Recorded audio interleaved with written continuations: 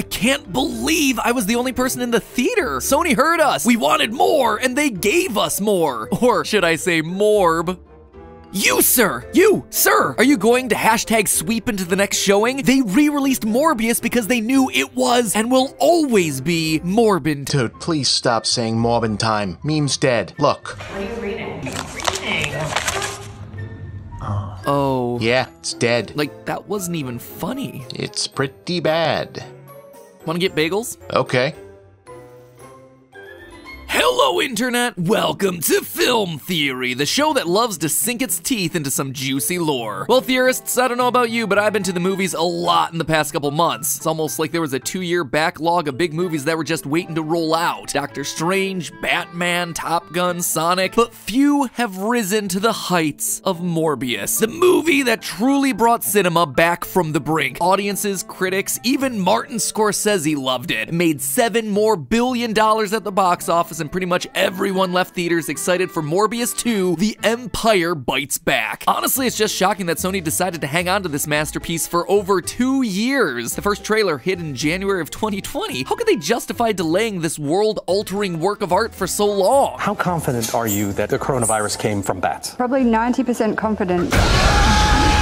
Oh, yeah, that would do it. Okay, so for understandable reasons, Sony delayed Morbius. And then when they finally did release it, the movie was painfully mediocre. Let's fight somewhere empty. Cut to Morbius Theater. And when the memes making fun of this thing made it the most talked about movie in the world, Hollywood, not understanding internet sarcasm, re-released it into theaters. And it was then, and only then, that Morbius finally did become the best at something, bombing at the box office, doing it not just once, but twice. Anyway, it wasn't for any lack of trying. The trailer for this thing was everywhere. Sony clearly used the same marketing strategy that they used for the first Venom, creating an air of mystery as to if and how this film connected to the larger Marvel Cinematic Universe, except this time it was dialed up to 11. For Venom, Sony producer Amy Pascal just said that, Well, those movies will all take place in the world that we are now creating for Peter Parker. So there is a chance that Tom Holland will pop up somewhere over there. just watch Kevin Feige's face in this thing slowly dying from the inside, knowing none of this is real. Anyway, for Morbius, marketing really dialed up, hyping up the connections to Spider-Man, Venom, and the MCU. They even straight up name drop Venom in what is clearly the funniest joke ever put to celluloid. I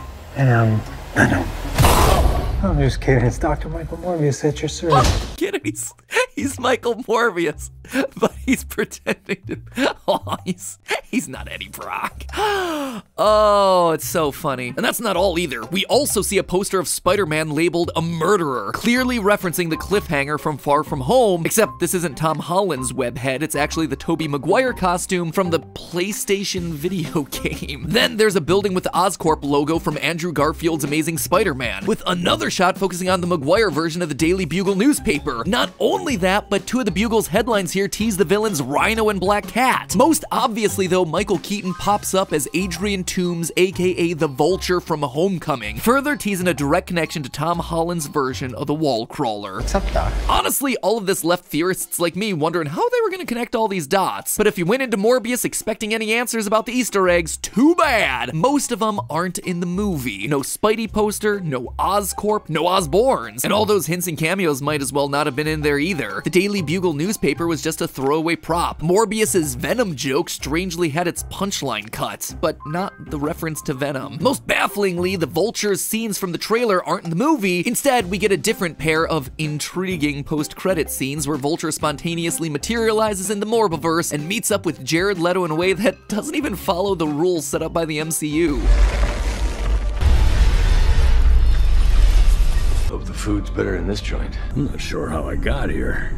Has to do with Spider-Man, I think. Now, Morbius is hardly the first movie to have altered scenes for the trailer. Marvel Studios is actually infamous for doing things exactly like this. They've altered shots of everything from Thor Ragnarok to Spider-Man No Way Home to Avengers Infinity War to hide spoilers. They've even fabricated shots that didn't appear in their movies, like this shot of Hulk running alongside the Avengers from Infinity War. But I think the difference here is that these shots were altered to hide major plot points. Sony, meanwhile, these were fundamentally manufactured scenes purely meant to build hype off of nothing. And if you were there specifically to see what came of the Easter eggs in the trailers, well, it's entirely fair that you could feel lied to. And a lot of people here on YouTube, they were very vocal about feeling lied to. The thing that generated the most hype for this movie at the end of the day is people going like, which universe does this take place in? It is manipulative. Let's put like a Spider-Man poster in the background or something, and then we put that in the trailer, but it's not gonna make sense in the movie. Well, we don't have to put it in the movie. It kind of feels like false advertising. Yeah, let's do some of that. Honestly, it kind of borders on false advertising. Basically, it had people asking, So why'd you do it? I can't answer that. and seeing all this discussion got me thinking, was the movie actually falsely advertised? Did Morbius break the law? Did they play a little too fast and loose with the trailers and misrepresent what was in the movie? And most importantly of all, could Sony be sued for that? So grab your blood bags and take a big ol' slurp, loyal theorists. Today we're about to find out. Also, just as a friendly reminder, none of this is meant to be actual legal advice. Kind of like this guy from Morbius. I don't remember you ever finishing law school.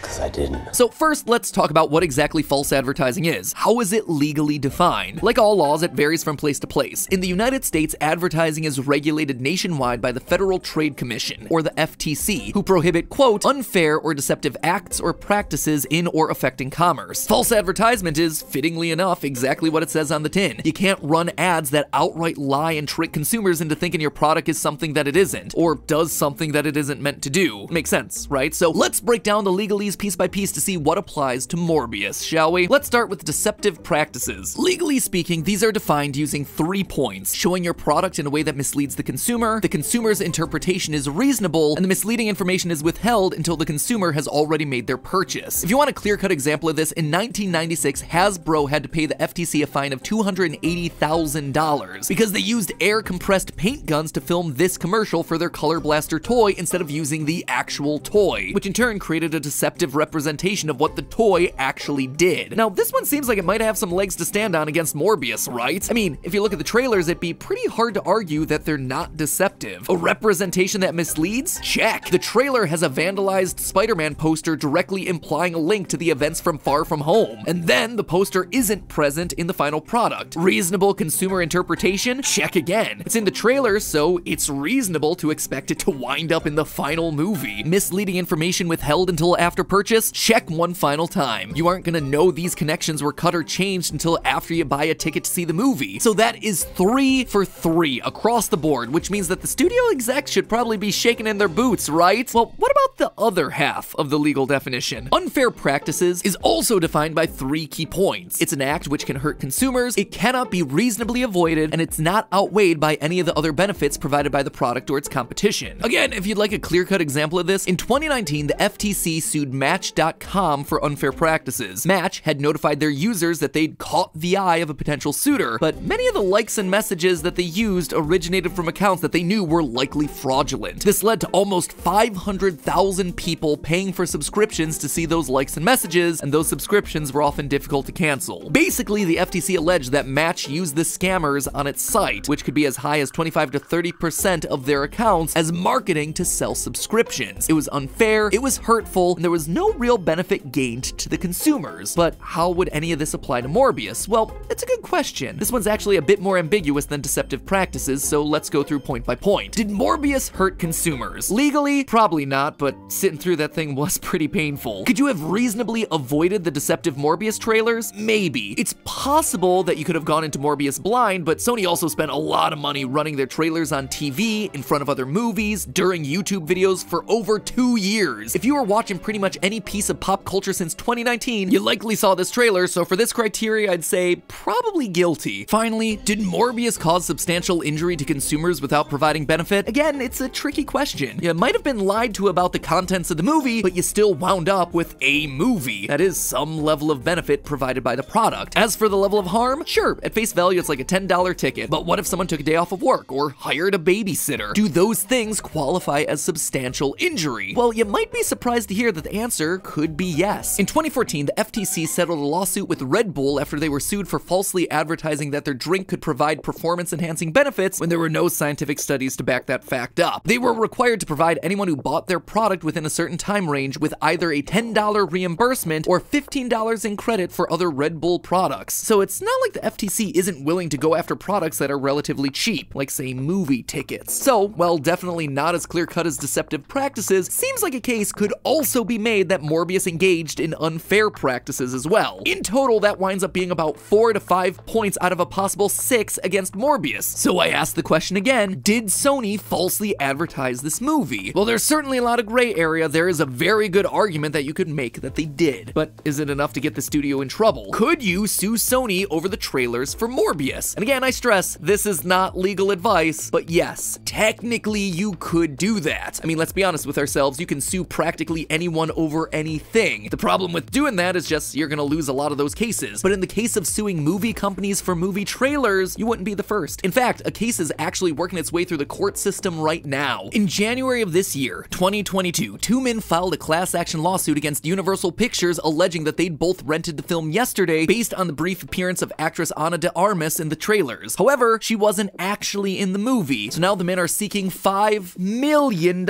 in damages. Wow. Just to make this clear, de Armas appeared for like 13 seconds in one of yesterday's trailers, and now they want $5 million.